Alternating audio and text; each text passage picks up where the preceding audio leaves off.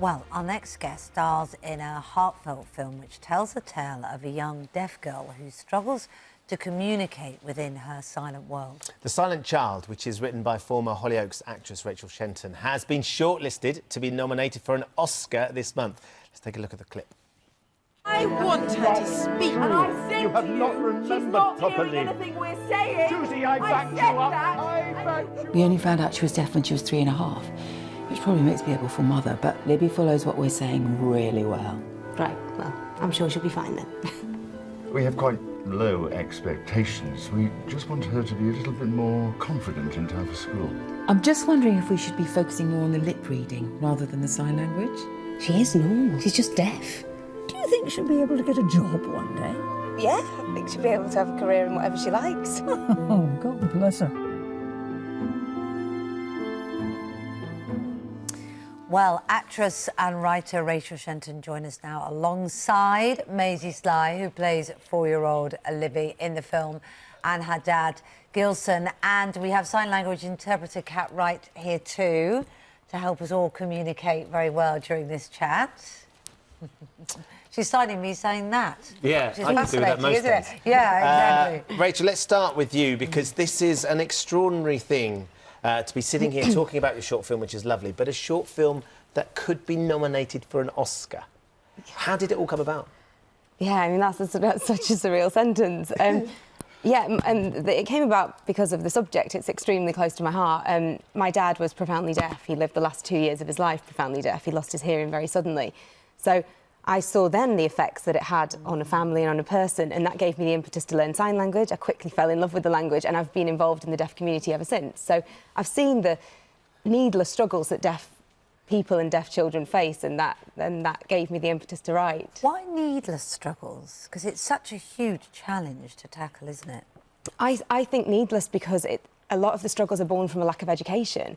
A lot of people just are so unaware. Of hearing people. Of hearing people, right. Yeah. Just born from a lack of education and people just not knowing how to deal with it and not knowing the best way. And that's why access to services, access to education are just a constant struggle, but it doesn't need to be like that. At the heart of this film is this little character called Libby, the little girl played by Maisie here alongside you. She obviously had to audition. You were auditioning for this role. What was the process like, and how quickly did you know that Maisie was your star? The process was quite... That particular character was the most difficult to cast, as we always knew it would be because the brief was so specific.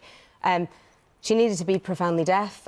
We saw over 100 kids in total. We did a nationwide search, and we saw over 100 children with self-tapes and auditions in the room with varying levels of deafness. And Maisie walked in, and we all say, all our production team, that we made our decision within 10 seconds. She was just perfect.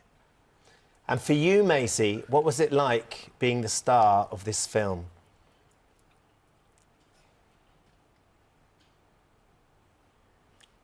Did you enjoy it? Was it scary? Was it fun?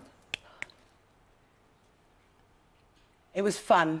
Yeah, it was good fun. It was fun. And what was Rachel like as a boss? Because she wrote the film, so was she quite bossy or was she like a big sister? Be careful, Maisie. She's like my big sister. And what about you, Dad? What's it been like, kind of being so involved in this and watching Maisie flourish? It's been an amazing experience on the whole. It's only a year ago that we were about to start filming, and the whole journey to be with Maisie alongside it is it's amazing. It's the opportunity for a young girl to be involved in a short film and to do things. It's so small, but for a deaf young girl to be able to do that and to show the world that she's she can do anything that she wants to do if she's supported in the right way. Has she gone a bit starry now, asking for extra sweets and all of that? Yeah, she knows how to wrap people around her finger. Yeah. I get the impression she was probably like that anyway. I'd imagine there's a lot in the film, of course, that you can really identify with, because it's about...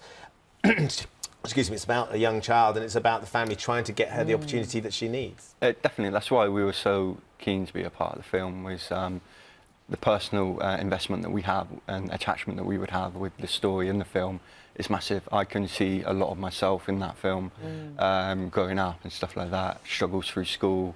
So yeah, it was a very important message, and the family believe in it. So Maisie, you're a movie star now. Have any of your friends asked for your autograph yet?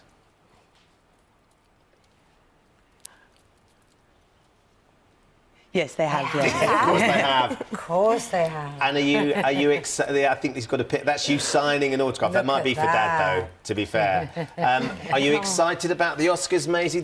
Do you think you'll be going to America and on the red carpet with all the superstars?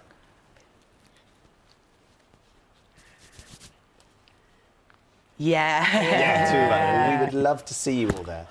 Rachel, when do you find out if you've been nominated in the end? 23rd of January. 23rd of January. Big Just a big day. day. Regardless, you've already won a number of awards, haven't you? We have, and, yes. and been celebrated, but it would be the icing on the cake. But congratulations to you. Lovely to meet you, Maisie. Gilson, thank you for coming in. Thank you. Thank you. Kat, thanks for doing all the hard work as Yes. well. It's been really great to meet you all. And best of luck. Fingers crossed, 23rd of January, we'll be waiting to find out. Thank you very much. Thank you, Maisie.